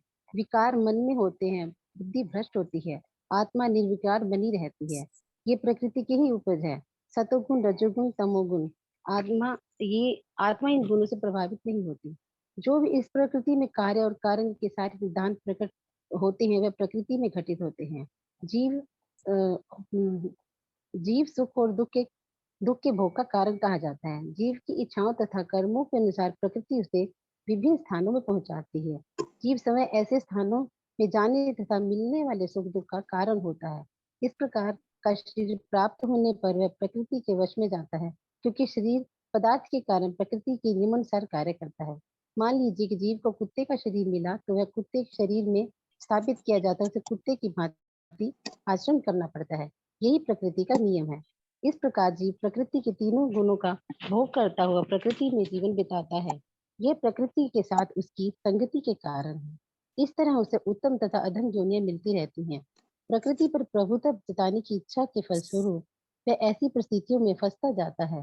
भौतिक इच्छा के वशीभूत वह सतुगुण में होकर देवता के रूप में, रजोगुण में होकर मनुष्य के रूप में, तमोगुण में होकर कीड़े मकोड़े के रूप में जन्म लेता है। यह क्रम चलता रहता है।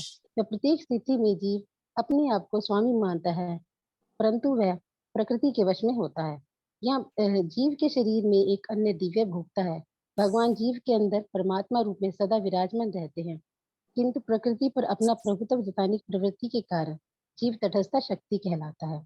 जीव भौतिक शक्ति तथा आध्यात्मिक शक्ति में स्थित हो सकता है।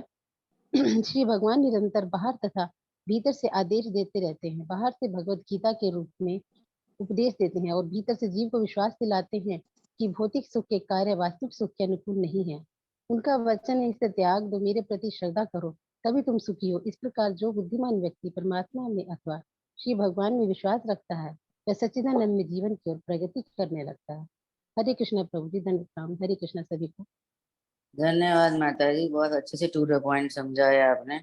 अभी आगे का प्रेजेंटेशन अनीता माता जी आप शुरू करें। आपका सवाल की व्याख्या आप बताइए, आप क्या समझे इस सवाल के बारे में। जी माता जी, हरे कृष्ण प्रभु जी, हरे कृष्ण सभी को। मेरा प्रश्न है, व्याख्या करें कि जीव किस प्रकार इस संसार में विभिन्न कष्टों और भोगों का कारण है। अपने उत्तर में भगवद गीता अध्याय 13 के 21 और 22 श्लोकों को और तात्पर्यों का संदर्भ दे।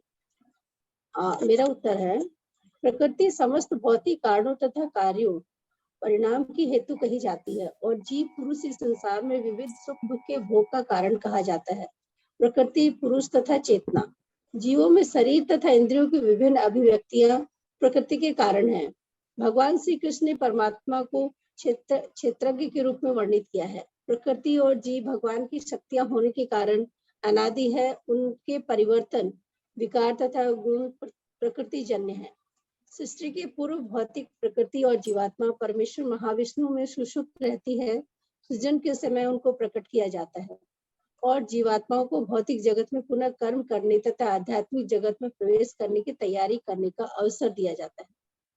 परमेश्वर ही परम पुरुष, प्रभु, नियंत्रक, भोक्ता, स्वामी इस जगत का पालन करता है। जीवात्मा परमेश्वर की शक्ति है, स्वामी अथवा नियंत्रक नहीं। लेकिन जीव स्वामी होने की मानसिकता के कारण वह कभी कभी पुरुष भी कहलाता है। प्रकृति समस्त भौतिक कारणों तथा कार्यों की हेतु कही जाती है। पुरुष जीव को स्वयं के सुख दुख का हेतु कहा जाता है। उसकी भोग वृत्ति के कारण जीवों में शरीर तथा इंद्रियों की विभिन्न अभिव्यक्तियां प्रकृति के कारण है। कुल मिलाकर 84 लाख योनियां हैं और ये सब प्रकृति जन्य है। जीव के विभिन्न इंद्रिय सुखों से ये योनियां मिलती हैं। जब उसे विभिन्न शरीर प्राप्त होते हैं तो विभिन्न प्रकार के सुख दुख भोगता है। उसके भौतिक सुख दुख उसके शरीर के कारण होते हैं। वह प्रकृति पर प्रभुत्व जताने के लिए भौतिक जगत में आता है। भौतिक जगत में प्रत्येक व्यक्ति विभिन्न प्रकार के शरीर सुखों को प्राप्त करने के लिए कठिन संघर्ष रत रहता है। यह शरीर इंद्रियों का कार्य है। इंद्रियां इच्छाओं की पूर्ति का साधन है। जीव को अपनी पूर्व आकांक्षा तथा कर्म के अनुसार परिस्थितियों के बस वरदान या शाप मिलता है। जीव की इच्छाओं तथा कर्मों के अनुसार प्रकृति उसे विभिन्न स्थानों में पहुंचाती है। जीव स्वयं ऐसे स्थानों में जाने तथा मिलने वाले सुख दुख का कारण होता है। एक प्रकार का शरीर प्राप्त हो जाने पर वह प्रकृति के वश में हो जाता है, क्योंकि शरीर पदार्थ होने के कारण प्रकृति के नियमानुसार कार्य करता है। उस समय शरीर में ऐसी शक्ति नहीं कि वह नियम को बदल सके। उदाहरण के तौर पर जीव को कुत्ते का शरीर प्राप्त हो गया। जो ही वह कुत्ते के शरीर में स्थापित किया जाता है, उसे कुत्ते की भांति आचरण करना होता है, वह अन्यथा आचरण नहीं कर सकता। इसी प्रकार यदि जीव को देवता का शरीर प्राप्त हो जाता है तो उसे अपने शरीर के अनुसार कार्य करना होता है। यही प्रकृति का नियम है। लेकिन समस्त परिस्थितियों में परमात्मा जीव के साथ रहता है। इस प्रकार जीव प्रकृति के तीनों गुणों का भोग करता हुआ प्रकृति में ही जीवन बिताता है। प्रकृति पर प्रभुत्व जताने की इच्छा के फलस्वरूप वैसी प्रतिकूल परिस्थितियों में फंसता है। भौतिक इच्छा के वशीभूत हो उसे कभी देवता के रूप में तो कभी मनुष्य के रूप में तो कभी पशु पक्षी कीड़े के रूप में जन्म लेना पड़ता है। यह क्रम चलता रहता है। प्रत्येक परिस्थिति में जीव अपने को परिस्थिति का स्वामी मानता है, जबकि वह प्रकृति के वश में होता है। इन गुणों से ऊपर उठकर दिव्य पद पर स्थित होना होता है। यही कृष्ण भावनामृत कहलाता है। कृष्ण भावनामृत में स्थित हुए बिना भौतिक चेतना मनुष्य को एक शरीर से दूसरे में देहांतरण करने के लिए बाध्य करती रहती है, क्योंकि अनादिकाल से उसमें भौतिक आकांक्षाएं व्याप्त है। हरे कृष्ण। धन्यवाद माता जी, अच्छे से समझाया। प्रकृति और पुरुष का संयोजन टू द पॉइंट रहा, अच्छा रहा। अभी रोशन माता जी, आप अपने प्रश्नों के बारे में समझाइए कि आप क्या समझे इससे। रोशन धन्यवाद माता जी। हम्म। धन्यवाद माता जी। हरे कृष्ण प्रभु जी, हरे कृष्ण सभी को। मेरा आज का प्रश्न है, अध्याय 13 के श्लोक और तात्पर्य के संदर्भ में भौतिक प्रकृति, जीवात्मा और परमात्मा के बीच संदर्भ की व्याख्या करें। अध्याय 13 में भगवान कृष्ण क्षेत्र के रूप में शरीर और क्षेत्र के ज्ञाता के रूप में स्वयं के बीच के अंतर की व्याख्या करते हैं। भगवान अर्जुन से कहते हैं, रूप से कहे जाने वाले शरीर को क्षेत्र कहते हैं और इस क्षेत्र को जो जानता है उसको क्षेत्रज्ञ कहते हैं। वे प्रकृति, पदार्थ और पुरुष आत्मा के बीच भेद देते हैं। जबकि आत्मा एक है, पदार्थ परिवर्तन से गुजरता है। आत्मा अलग अलग तरीके से लोगों में खुद को अलग अलग तरीके से व्यक्त करती है। जब कोई स्वयं को शुद्ध करता है तब आत्मा दयालु बन जाती है, तब यह रक्षक की भूमिका लेती है। और जब कोई अधिक निस्वार्थ हो जाता है तो उसके प्रयासों को पूरा करता है। अंत में जब कोई सभी बाधाओं को पार कर जाता है तब आत्मा स्वयं को सर्वोच्च आत्मा के रूप में प्रकट करती है। आत्मा ना तो कार्य करती है और ना ही कार्य से दूषित होती है। यह अंतरिक्ष की तरह अछूता रहती है और पूरी सृष्टि को उसी तरह रोशन करता है जैसे सूर्य दुनिया को रोशन करता है। भगवान हम सभी को यह विश्वास दिलाते हैं कि पुरुष और प्रकृति के साथ साथ गुणों को जो भी जानता है उसका फिर जन्म नहीं होता। कर्म के द्वारा अपनी इच्छाओं का त्याग करके व्यक्ति पापों से मुक्ति प्राप्त कर सकता है।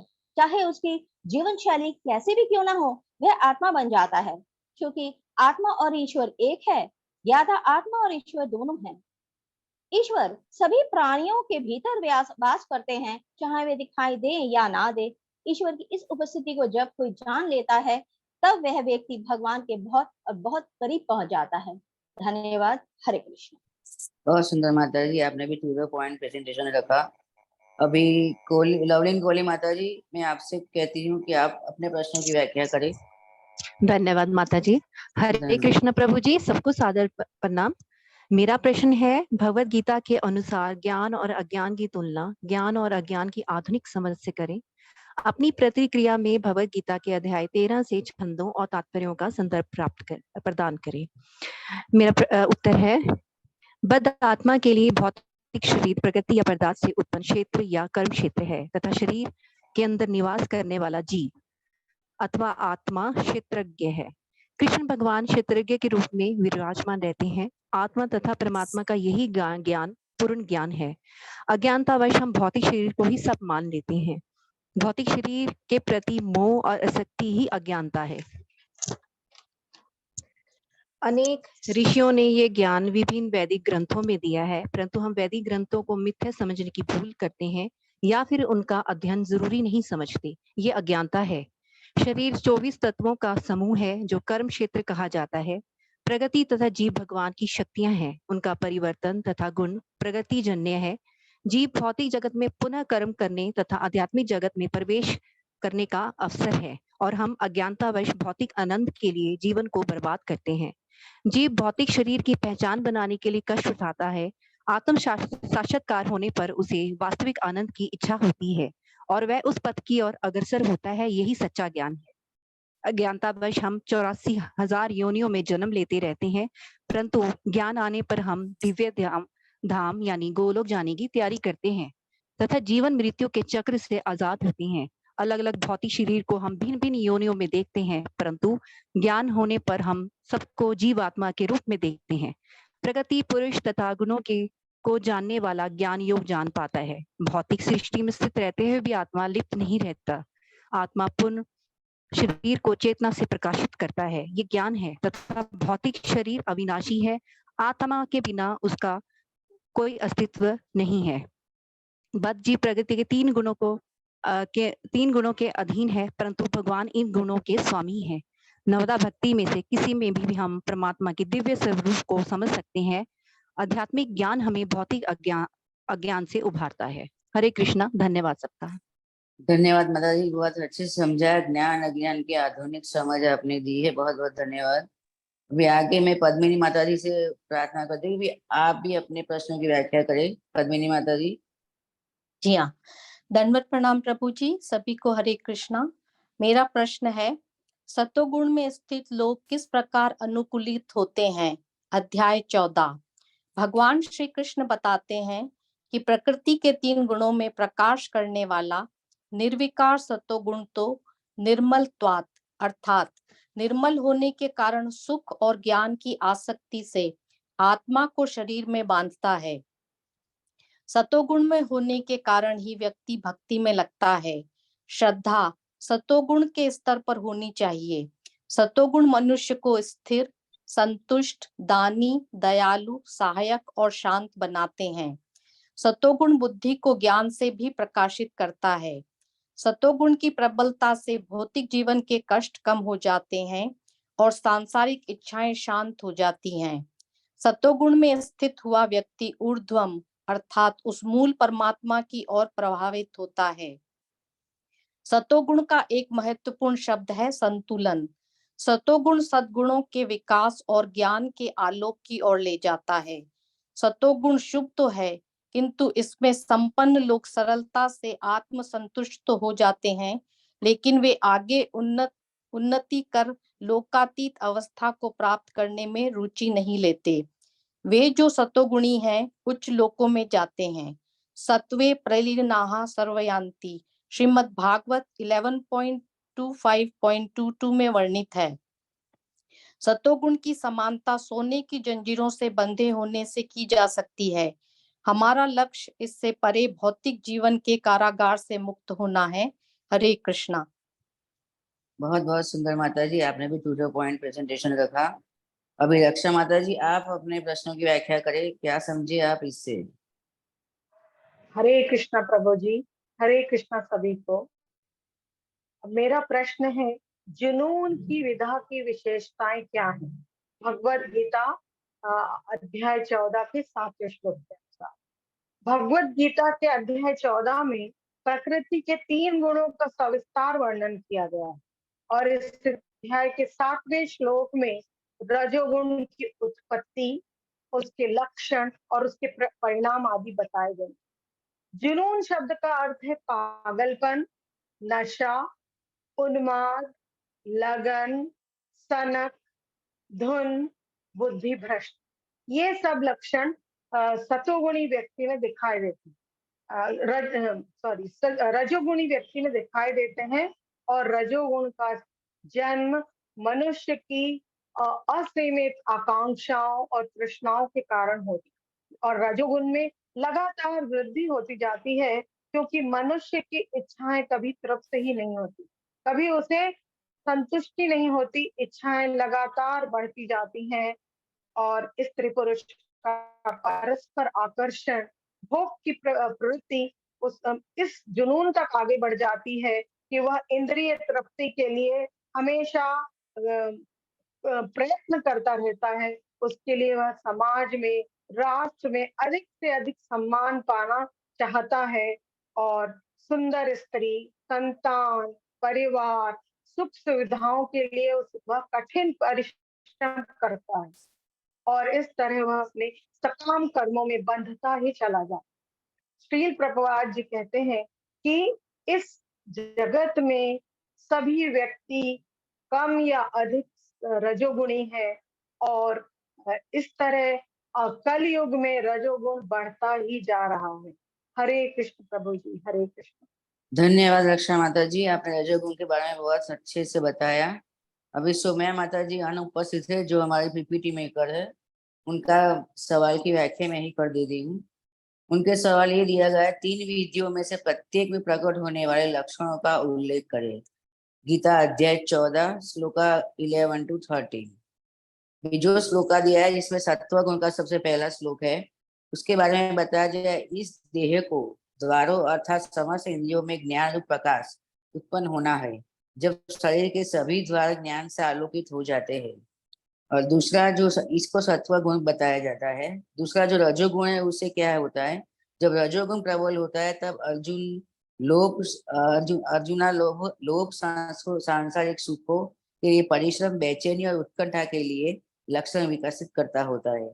और तमोगुण क्या कहते हैं, जड़ता, असावधानी और भ्रम, ये तमोगुण के प्रमुख लक्षण हैं। इन तीनों गुणों का कारण मन का अस्थिर होना स्वाभाविक है। तीनों गुणों के कारण मन का अस्थिर होना स्वाभाविक है। हालांकि हमें ऐसी परिस्थिति में निराश नहीं होना चाहिए, अपितु इसके विपरीत हमें यह समझना चाहिए कि ऐसा क्यों होता है और इससे ऊपर उठने की चेष्टा करनी चाहिए। ये मैंने सीधा सवाल सीधा जवाब सोम्या माता जी का ही दिया है। मेरे पास उसका उनसे ज्यादा मेरे पास उसका कुछ विवरण है नहीं, तो मुझे क्षमा करें। और अभी मेरा लास्ट जो मेरा प्रेजेंटेशन है वो मैं बता रही हूँ।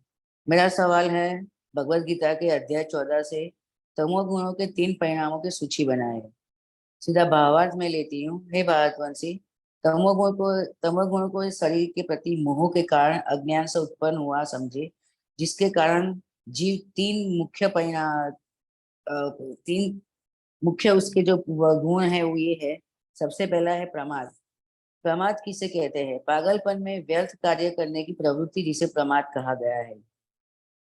प्रमाद 2 तरह के होते हैं, करने लायक काम को न करना, अर्थात जिस काम से अपना और दुनिया के वो भी परिणाम में हित होता है, ऐसे कर्तव्य मौकों के प्रमाद के कारण न करना। दूसरा, न करने लायक काम को करना, अर्थात जिस काम से अपना और दुनिया का भी और परिणाम में अहित होता है। दूसरा जो गुण है वो आलस्य। आलस्य किसे के कार्य को कल पर टालने की प्रवृत्ति। आलस्य भी 2 प्रकार के होते हैं, सोते रहना, निकम में बैठे रहना, आवश्यक काम न करना और ऐसा विचार रखना कि फिर कर लेंगे, अभी तो बैठे हैं। इस तरह का आलस्य मनुष्य को बांधता है। और दूसरा है निद्रा के पहले शरीर का भारी हो जाना, वृत्तियों का भारी हो जाना, समझने की शक्ति न रहनी। वो तीसरा गुण है तमोगुण में निद्रा। निद्रा किसे कहते हैं, अचेत अवस्था में न करने योग्य कार्य करने की प्रवृत्ति द्वारा बंध जाता है। निद्रा भी 2 तरह की होती है, आवश्यक निद्रा, जो निद्रा शरीर के स्वास्थ्य के लिए नियमित रूप से ली जाती है, जिससे शरीर में हल्कापन आता है, वृत्तियां स्वच्छ होती है। भगवान में भी ऐसी नियमित निद्राओं की दोषी नहीं माना गया है। प्रस्तुत योग साधनों में भी इसको सहायक माना गया है। अनावश्यक निद्रा, जो निद्रा के लिए ली जाती है, जिससे बेहोशी ज्यादा होती है। नींद से उठने पर भी शरीर भारी रहता है, वृत्तियां भारी रहती है, पुरानी स्मृति नहीं होती। ऐसी अनावश्यक निद्रा को त्यागना चाहिए जो दोषी है। इस तरह तमोगुण प्रमाद, आलस्य और निद्रा के द्वारा मनुष्य को बांध देता है, अर्थात उसकी सांसारिक और पारमार्थिक उन्नति नहीं होने देता है। यहीं पे हमारा प्रेजेंटेशन भी खत्म होता है। इसको मैं पुनर्विराम देती हूँ यही मंत्र से। वाञ्छां कल्पतरुभ्यश्च कृपा सिन्धुभ्य एव च पतितानां पावनेभ्यो वैष्णवेभ्यो नमो नमः। वैष्णवेभ्यो नमो नमः। हरे कृष्णा। सभी को धन्यवाद प्रणाम प्रभु जी। मैंने कोशिश की है कि हमारा प्रेजेंटेशन भगवत गीता के अनुरूप टू द पॉइंट रहे, फिर भी कोई त्रुटि रही हो तो हमें क्षमा करें। हरे कृष्णा प्रभु जी।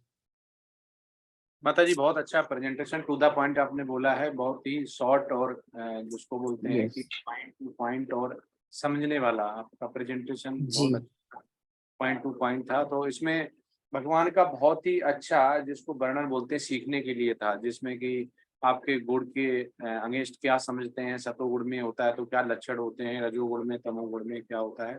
इसको मेन अगर देखा जाए, मनुष्य जो इस जेल में जो भुगत रहा है दुखालय में, वो यही उसके संसर्ग करने का कारण है। मेन यही है जिसको प्रभुपाद बोलते हैं, भगवान श्री कृष्ण बोलते हैं, हमारे आचार्य बोलते हैं कि जो इन गुणों को नहीं समझ पाता है, गुणों से बंध जाता है, उसका वही होता है, वो इसी जाल में फंसता रहता है और जन्म मृत्यु जरा व्याध में रहता है। और जन्म मृत्यु जरा व्याध से बचने का यही है। तो माता जी